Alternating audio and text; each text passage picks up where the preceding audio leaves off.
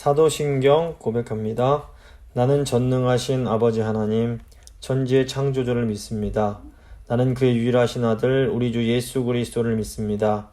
그는 성령으로 잉태되어 동정녀 마리아에게서 나시고 본디오 빌라도에게 고난을 받아 십자가에 못 박혀 죽으시고 장사된 지 사흘 만에 죽은 자 가운데서 다시 살아나셨으며 하늘에 오르시어 전능하신 아버지 하나님 우편에 앉아 계시다가 거기로부터 살아있는 자와 죽은 자를 심판하러 오십니다.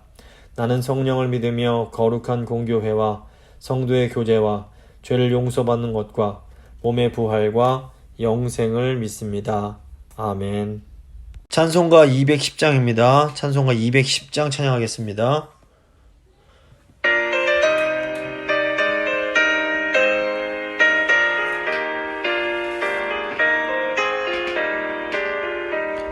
시온성과 같은 교회 그의 영광 하나 없다. 허락하신 말씀대로 주가 친히 세웠다.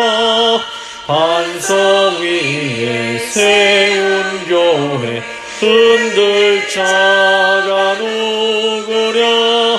모든 원수에 워싸도 아무 근심 없도다. 생명샘이 솟아나와 모든 성도 마시니 언제든지 흘러넘쳐 부족함이 없도다. 이런 물이 흘러가니 목마를 자 누구랴.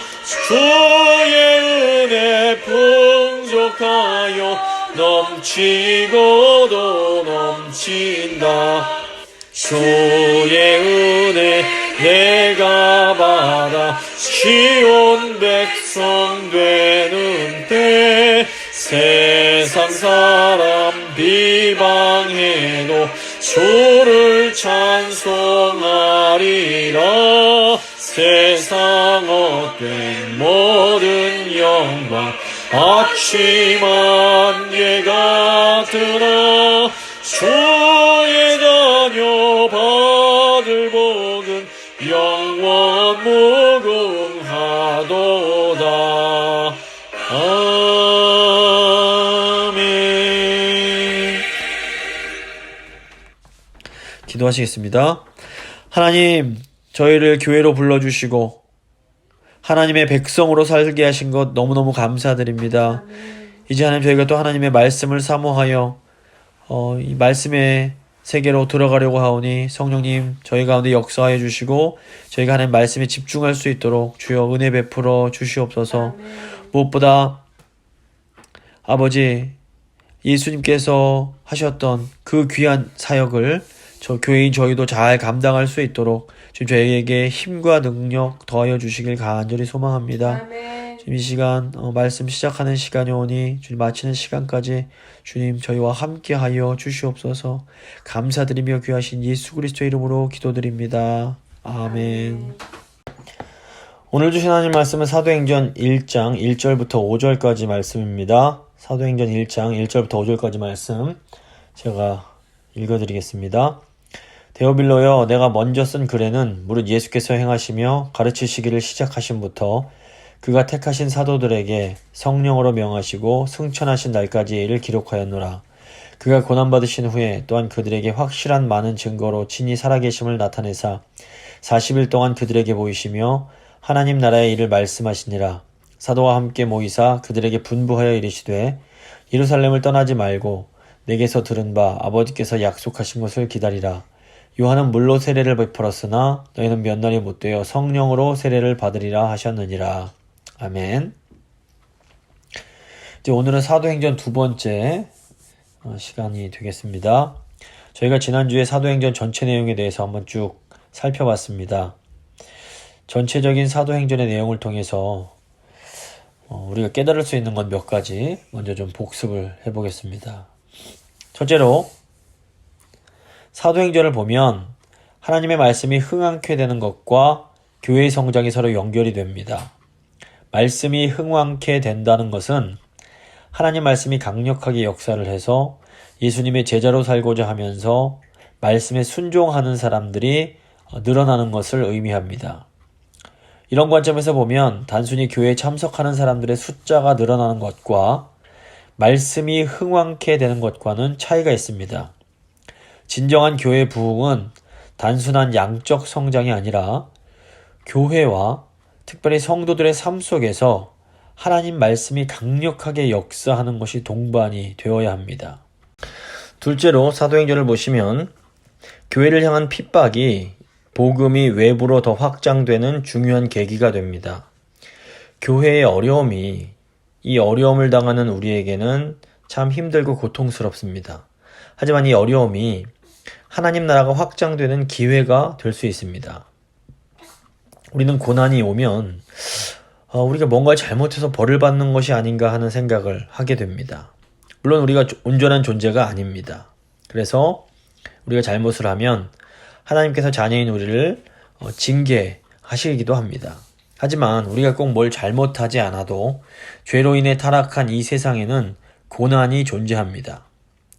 중요한 것은 하나님께서 고난을 사용해서 복음이 더 퍼져나갈 수 있게 하시는 겁니다. 그러므로 고난이 올 때에 인간적이고 세속적인 시각에서 어떤 인과응보의 관점에서만 보는 것이 아니라 하나님의 그 놀라운 구원의 역사의 관점에서 볼 수 있는 그런 시각이 필요합니다. 아멘. 셋째로 사도행전을 보면 교회에 대한 박해가 심해짐에도 교회 내적으로는 하나님 말씀이 더 흥왕해지게 됩니다. 개인적인 차원에서 이 고난이 참 어렵고 괴롭습니다. 하지만 영적으로 보면 이런 고난이 도리어 우리의 믿음이 더 깊어지고 성장하게 되는 기회가 되는 경우가 많습니다. 요즘 코로나로 인해서 사회 경제적으로 어려움이 많을 뿐 아니라 정치적으로도 굉장히 혼란스럽습니다. 이런 혼란스러움들이 교회의 큰 어려움으로 느껴지곤 합니다.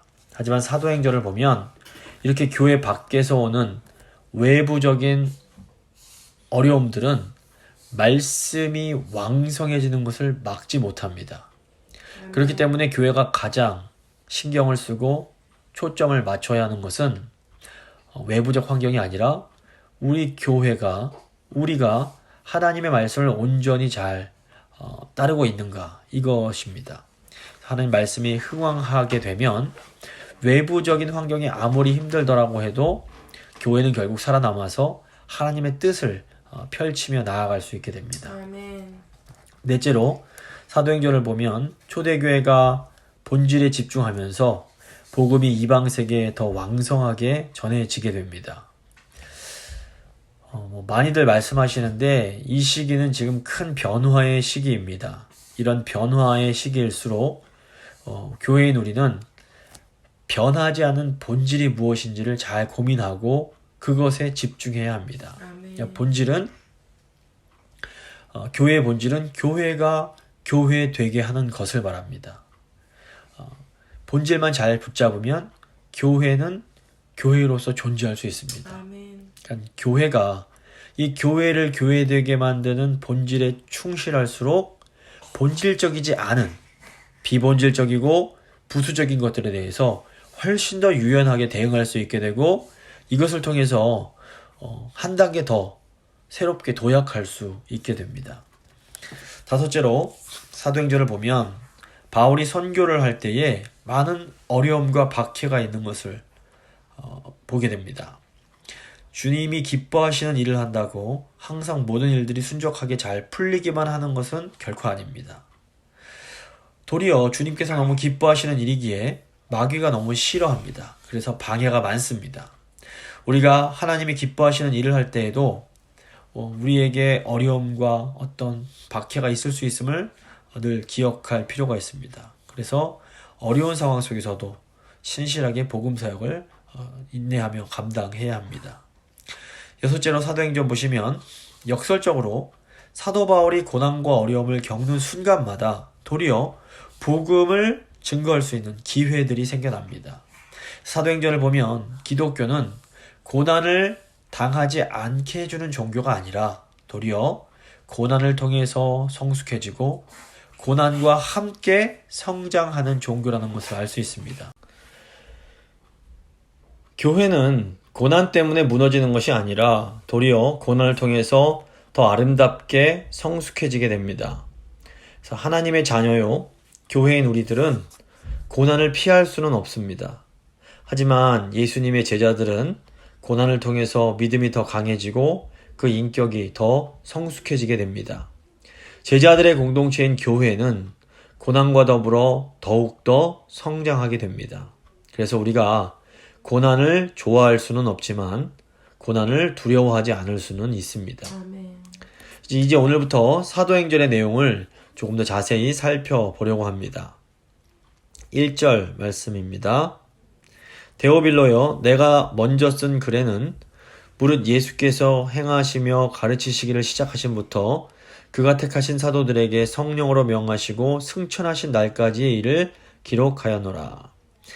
지난주의 사도행전은 바울의 동역자인 의사 누가가 데오빌로라는 로마 관리에게 쓴 글이라고 말씀을 드렸습니다. 여기 1절에 나오는 내가 먼저 쓴 글은 누가복음을 의미합니다. 누가복음의 내용은 예수님께서 이 땅에서 행하시고 가르치시기를 시작하신 때부터 택하신 사도에게 성령으로 명하시고 승천하신 날까지의 일에 대한 기록이라고 할 수 있습니다.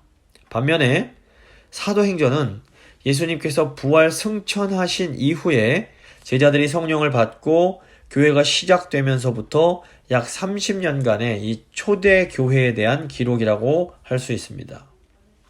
그래서 이 누가복음의 내용이 없으면 사도행전은 존재할 수 없습니다. 이것은 교회의 사역이 철저하게 예수님의 사역의 기초함을 의미합니다. 예수님의 사역이 없었다면 교회의 사역도 존재할 수 없습니다. 하지만 그럼에도 누가복음은 이 사도행전을 통해서 완성된다라고도 말할 수 있습니다. 예수님께서 시작하신 구원의 사역은 교회를 통해서 완성이 됩니다. 물론 언제나 주어는 하나님이시지 교회가 될 수 없습니다. 교회는 삼위 하나님이라는 주어의 동사 역할을 하는 존재입니다. 교회가 스스로 예수님의 일을 완성하는 것이 아니라 하나님께서 교회를 통해서 예수님의 구원 사역을 완성해 가시는 겁니다. 그럼에도 불구하고 교회의 역할은 아주 중요합니다. 하나님은 이 땅에서 교회를 선택하시고 부르시고 성령을 주셔서 예수님의 몸으로 활동하게 하십니다. 누가가 말하는 것처럼 예수님의 사역은 예수님의 행하심과 가르치심으로 이루어져 있습니다. 그런데 이 예수님의 행하심과 가르치심은 결국 제자들을 양육하시고 준비시키시는 과정이었다고 볼 수 있습니다. 예수님은 이 땅에 오셔서 십자가에서 죽으시고 부활하시기 전까지 12제자를 불러 모으시고 그들과 함께 동고동락하시면서 그들을 양육하십니다. 예수님의 제자들을 누가는 택하신 사도들이라고 부릅니다. 이 사도라는 용어와 제자라는 용어가 사실 거의 같은 의미지만 이 사도는 신약 교회와 좀 더 밀접한 관련이 있는 말입니다. 그래서 제자는 신자가 예수님을 따라서 살아가는 존재라는 것을 강조하는 용어라면 이 사도는 신약 교회를 세운 사람들로 교회를 대표하는 존재입니다. 그래서 구약의 12지파가 구약교회 전체를 상징하는 것처럼 신약의 12사도는 신약교회 전체를 상징합니다. 누가는 예수님이 부활하시고 승천하시기 이전까지의 예수님의 공생의 사역이 택하신 사도들, 즉 신약 교회를 준비하시기 위한 사역이었음을 강조합니다. 그러므로 사도행전에 나오는 신약 교회의 사역은 예수님께서 이 땅에 계실 때 하셨던 사역의 연장이라고 볼 수 있습니다. 초창기 신약 교회의 사역을 다루는 사도행전을 잘 이해하려면 그래서 예수님의 공생의 기간에 그 사역을 잘 이해해야 합니다. 누가는 예수님의 공생의 사역을 예수님이 행하시고 가르치신 것이라고 말을 합니다. 반면 마태는 예수님의 공생의 사역을 좀 더 구체적으로 세 가지로 요약을 합니다. 마태복음 4장 23절입니다. 예수께서 온 갈릴리에 두루 다니사 그들의 회당에서 가르치시며 천국 복음을 전파하시며 백성 중에 모든 병과 모든 약한 것을 고치시니. 마태에 따르면 예수님의 공생의 사역은 가르치심, 전하심, 고치심 이 세 가지입니다. 영어로 teaching, preaching, healing 이라고 할 수 있습니다. 사도행전은 예수님께서 하셨던 이 세 가지 사역을 신약교회가 어떻게 감당해 가는지에 대한 그런 기록이라고도 이제 볼 수 있는 겁니다. 그래서 이제 오늘은 이 세 가지 사역에 대해서 한번 생각을 해보겠습니다. 먼저 하나님 나라를 가르치심입니다. 우선 예수님은 천국 또는 하나님 나라에 대해서 가르치셨습니다. 예수님은 이 땅에 계실 때 유대인들의 회당을 돌면서 성경에 나오는 이 천국에 대한 것을 이제 가르쳐 주셨습니다. 중요한 것은 우리 예수님께서 가르치신 천국이 우리가 죽어서 가게 될 하나님의 품인 낙원을 의미하는 것이 아니라는 것입니다. 예수님은 우리가 죽으면 하나님 아버지의 곁에 있을 것에 대해서 분명하게 가르쳐 주십니다. 저희가 종말론 교리를 배울 때 그리고 요한계시록을 강의할 때에 성도가 이 땅에서 죽으면 우리의 육체는 썩지만 우리의 영혼은 낙원이라고 불리는 하나님 품으로 가게 된다고 배웠습니다. 그리고 이제 예수님께서 재림하실 때에 낙원에 있던 신자의 영혼이 예수님께서 부활하신 것처럼 썩지 않을 완전한 그런 새로운 몸으로 부활을 하게 되는 겁니다. 그렇기 때문에 우리는 죽어서 내가 어떻게 될 것인지 전혀 두려워하거나 염려할 필요가 없습니다. 하지만 예수님께서 복음서에서 가르치신 천국은 신자가 죽어서 가게 되는 이 낙원의 의미보다는 예수님이 이 땅에 오심으로 시작된 이 하나님 나라에 관한 것이라고 볼 수 있습니다. 누가복음 11장 20절 보시면 그러나 내가 만일 하나님의 손을 힘입어 귀신을 쫓아낸다면 하나님의 나라가 이미 너희에게 임하였느니라 이렇게 예수님이 말씀을 하십니다. 마태복음에서 예수님이 가르치신 천국은 마가복음이나 누가복음에서는 하나님의 나라라고 부르는 것을 볼 수 있습니다. 마태복음에서 심령이 가난한 자는 복이 있나니 천국이 그들의 것이며 라고 하시는 것을 누가복음에서는 너희 가난한 자는 복이 있나니 하나님의 나라가 너희 것이며 라고 부릅니다. 이 마태복음은 유대인 출신 그리스도인들을 위해서 쓰여진 복음서입니다. 이 유대인들은 하나님의 이름이 너무 거룩하기 때문에 함부로 하나님을 부르지 못했습니다. 그래서 하나님을 지칭할 때에 직접 하나님 이렇게 부르기보다는 하늘이라고 이렇게 간접적으로 표현하는 경우가 많았습니다. 누가복음에 나오는 탕자 이야기를 보시면 탕자가 아버지께 돌아와서 제가 하늘의 죄를 짓고 아버지께 죄를 지었다라고 말을 하는데 여기서 하늘이 하나님을 간접적으로 지칭하는 말입니다. 마태는 이런 유대인들의 그런 정서에 맞게 하나님의 나라를 하늘의 나라, 즉 천국이라고 불렀습니다. 하지만 이방인 신자들을 대상으로 기록된 마가복음이나 누가복음을 보면 이 천국이라고 하면 잘 알아듣지 못하기 때문에 그냥 직접적으로 하나님의 나라라고 기록을 한 것을 볼 수 있습니다. 중요한 것은 예수님께서 재림하실 때에 우리가 이렇게 들어가게 될 이 새하늘과 새 땅, 이 거룩한 새 예루살렘은 예수님께서 복음서에서 말씀하셨던 이 천국 또는 하나님 나라의 완성된 형태라는 것입니다. 그래서 예수님께서 이 땅에 오심으로 이 하나님의 나라, 하나님의 그 왕으로서의 통치가 시작이 됩니다. 그리고 지금 교회를 통해서 이 하나님의 나라가 계속해서 확장이 되고 있습니다. 장차 예수님께서 다시 오시고 인류의 역사가 끝이 나는 날에 이 하나님의 나라가 영광 가운데 놀랍게 완성이 될 것입니다. 아멘. 복음서 보시면 예수님께서 이 땅에서 사역을 하실 때 하나님의 나라가 어떤 곳인지에 대해서 아주 많이 가르쳐 주시는 것을 보게 됩니다. 오늘 3절 말씀을 보시면 예수님은 부활하시고 승천하시기 직전까지도 계속해서 제자들에게 하나님의 나라에 대해서 가르쳐 주십니다. 3절입니다. 그가 고난받으신 후에 또한 그들에게 확실한 많은 증거로 친히 살아계심을 나타내사 40일 동안 그들에게 보이시며 하나님 나라의 일을 말씀하시니라.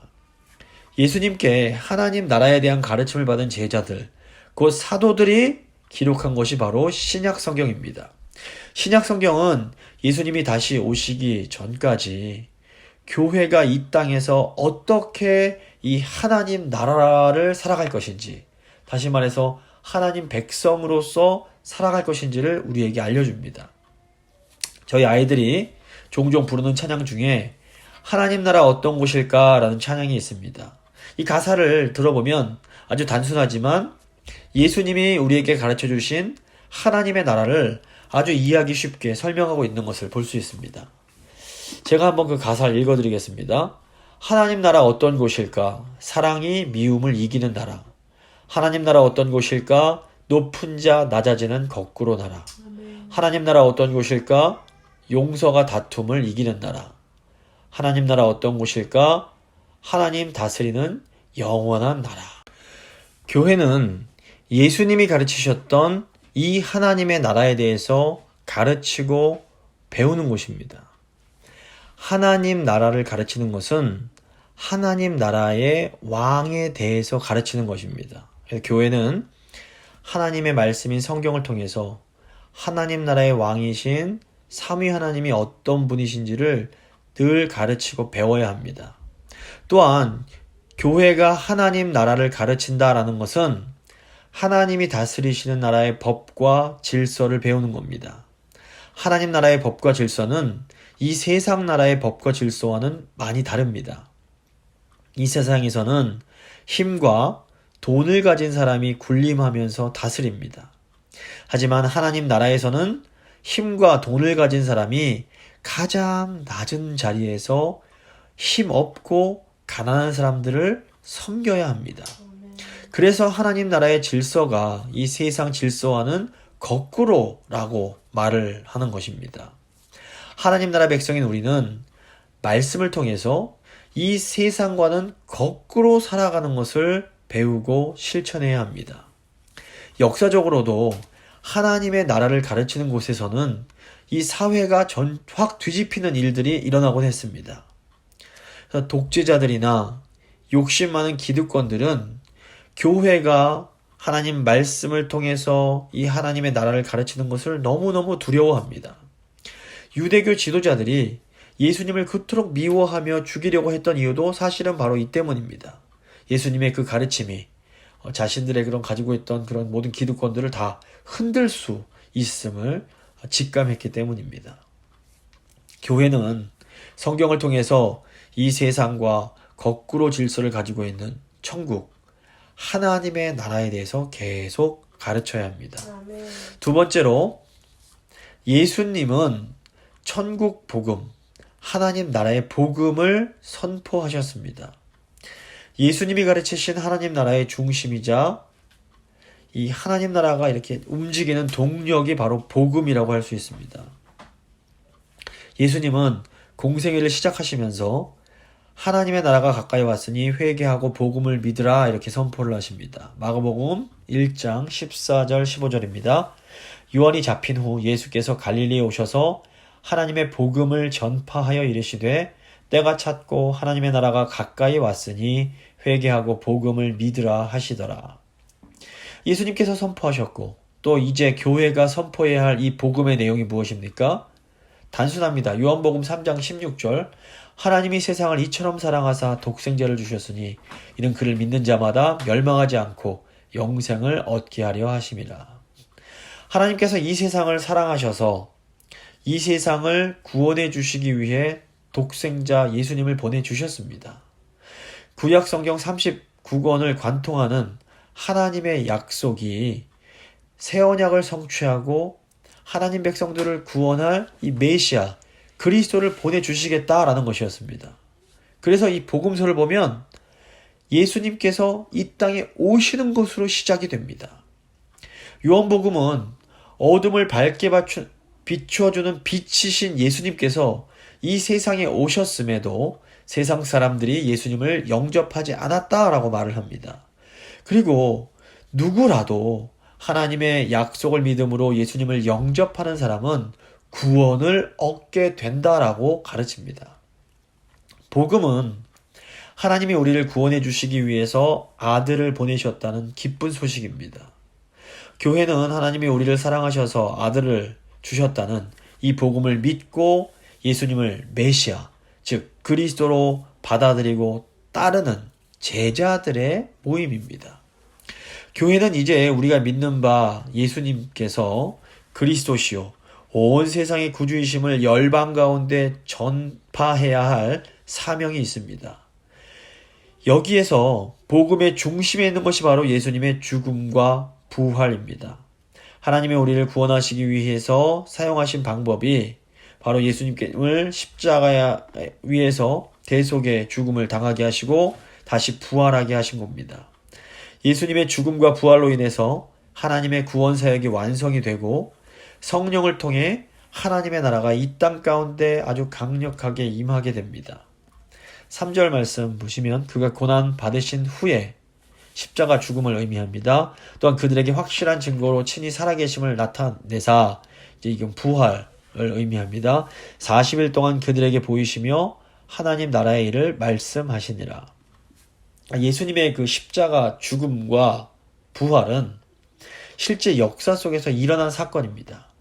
일반 세계사에서도 예수라는 청년이 2000년 전에 팔레스타인에서 활동을 했고 로마 제국에 의해서 십자가형을 당해서 죽었다는 것에서는 다 이렇게 가르치고 있습니다. 다만 일반 역사에서는 예수님의 부활하신 이 사건에 대해서는 잘 믿지 못하고 예수를 따르던 제자들이 예수님이 부활하셨다라고 믿었다라고 기록을 하고 있습니다.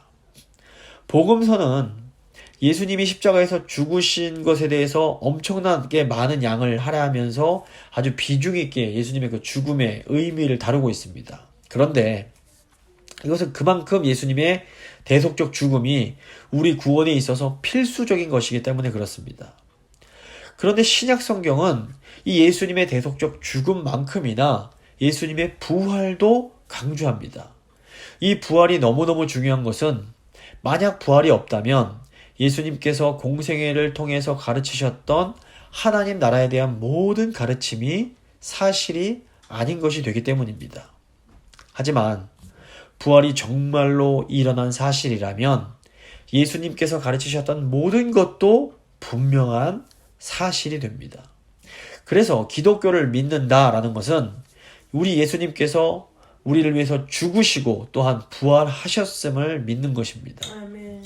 사도 바울은 예수님의 죽음과 부활을 복음의 핵심으로 가르칩니다. 예수님께서 우리를 위하여 죽으시고 또 부활하셨기에 이 땅에 그 성령을 통해서 하나님의 나라가 아주 강력하게 시작될 수 있었습니다. 아멘. 그리고 예수님의 죽음과 부활을 통해서 시작된 이 땅에서 시작된 하나님의 나라는 예수님께서 재림하실 때에 요한계시록에 나오는 거룩한 성 새 예루살렘으로 완성이 되는 겁니다.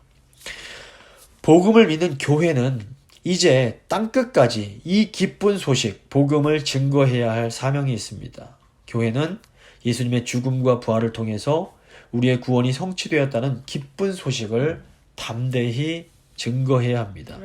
동시에 교회는 성경을 통해서 하나님의 나라를 가르치면서 성령 안에서 이 땅에서 하나님 나라의 백성으로 살아가며 예수님의 다시 오심을 기다려야 합니다. 이제 세 번째로 예수님은 모든 병과 약한 것을 고쳐 주셨습니다.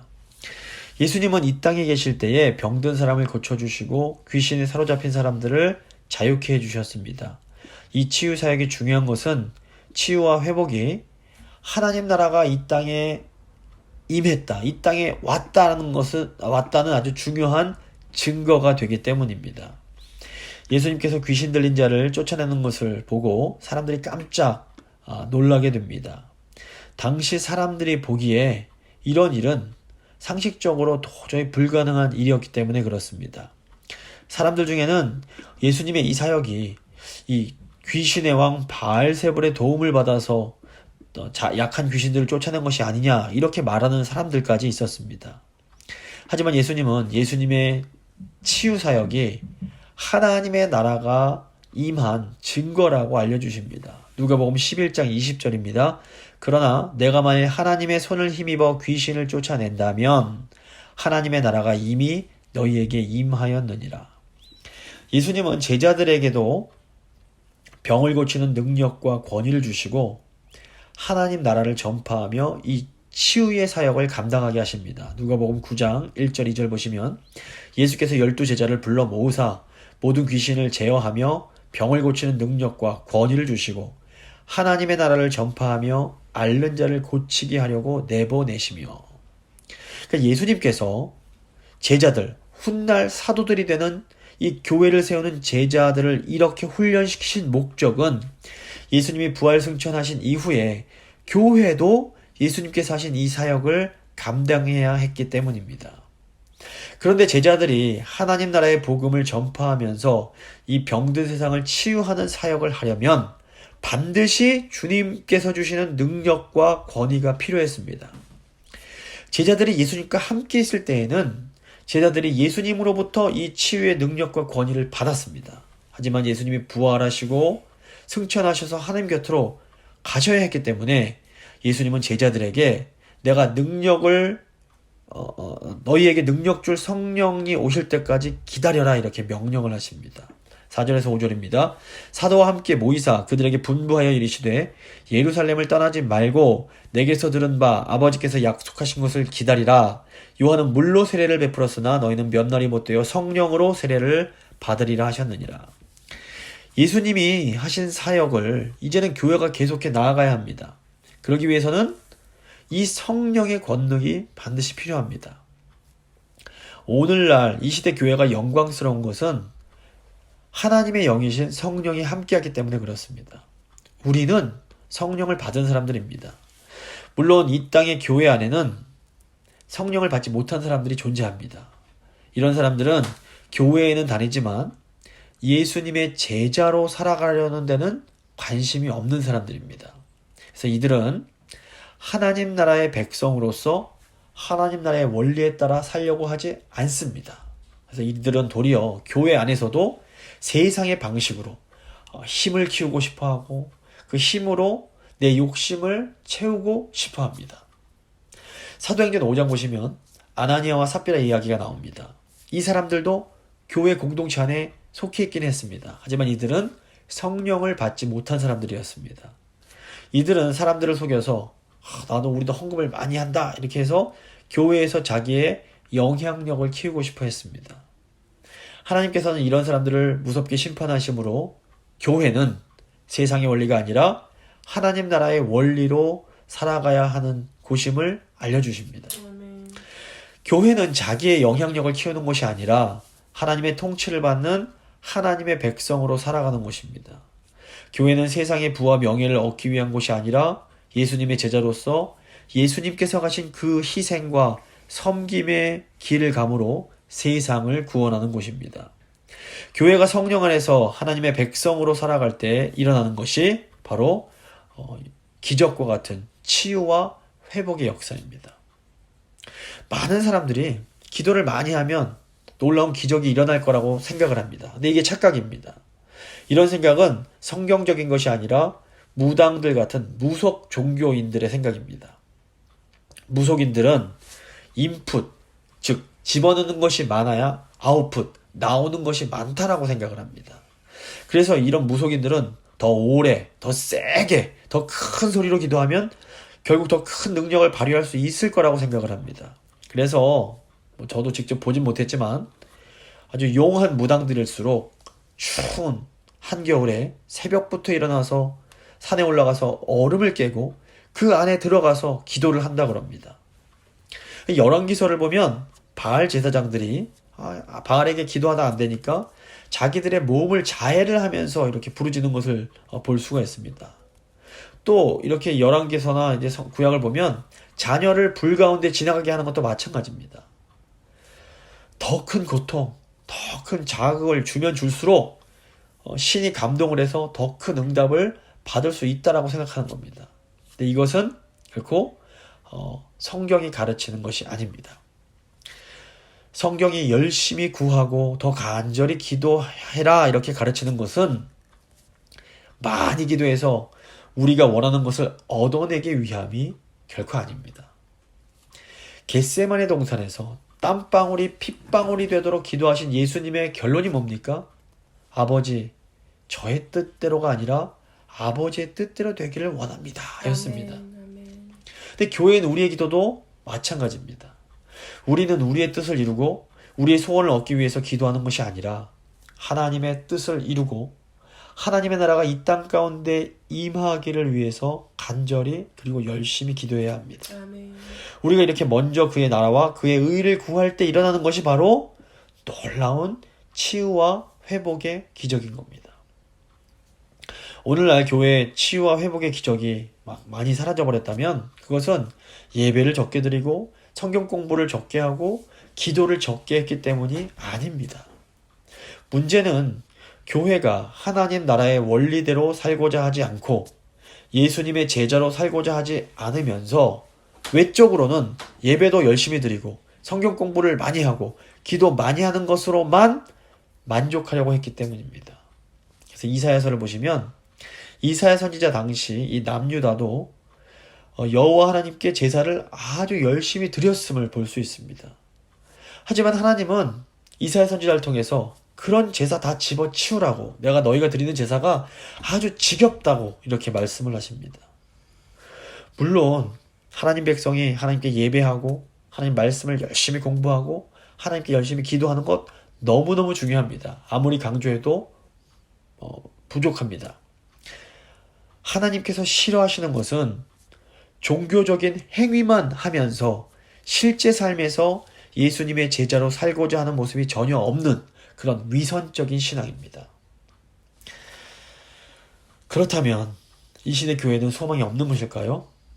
결코 그렇지 않습니다. 지금이라도 교회들이 진심으로 회개하고 예수님의 말씀대로 살아간다면 하나님께서는 교회를 용서하시고 놀라운 치유와 회복의 기적이 일어나게 하실 겁니다. 아멘.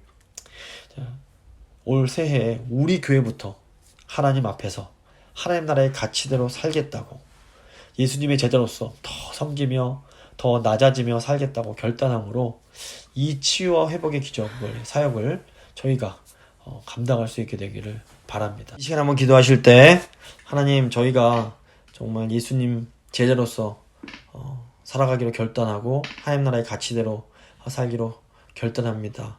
한번 간절한 마음으로 기도하시겠습니다.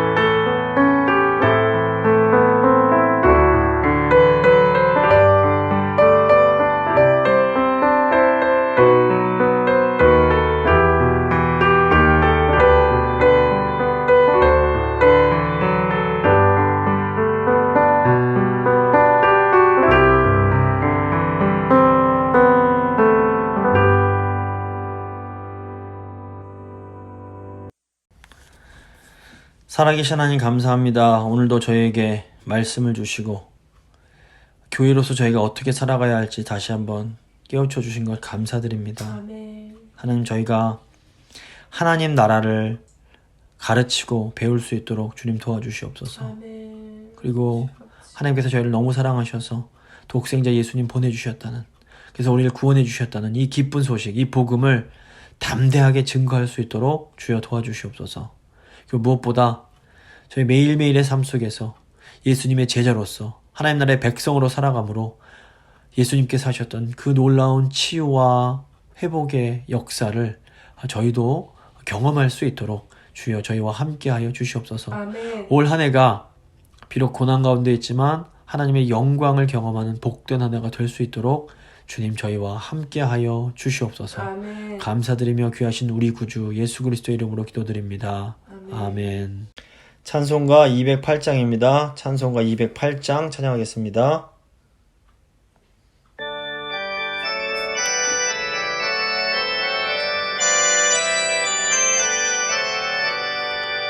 내 주의 나라와 주 계신 성전과 피 흘려 사신 교회를 늘 사랑합니다. 내 주의 교회는 천성과 같아서 눈동자같이 아끼사 늘 보호하시네. 이 교회 위하여 눈물과 기도로 내 생명 다하기까지 늘 봉사합니다. 성도의 교제와 교회의 위로와 구주와 맺은 언약을 늘 기뻐합니다. 하늘의 영광과 베푸신 은혜가 진리와 함께 영원히 시온에 넘치네.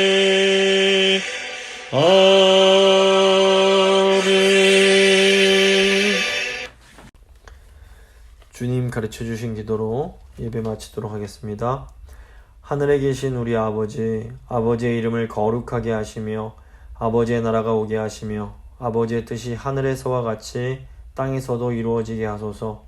오늘 우리에게 일용할 양식을 주시고 우리가 우리에게 잘못한 사람을 용서해 준 것 같이 우리 죄를 용서해 주시고 우리를 시험에 빠지지 않게 하시고 악에서 구하소서. 나라와 권능과 영광이 영원히 아버지의 것입니다. 아멘.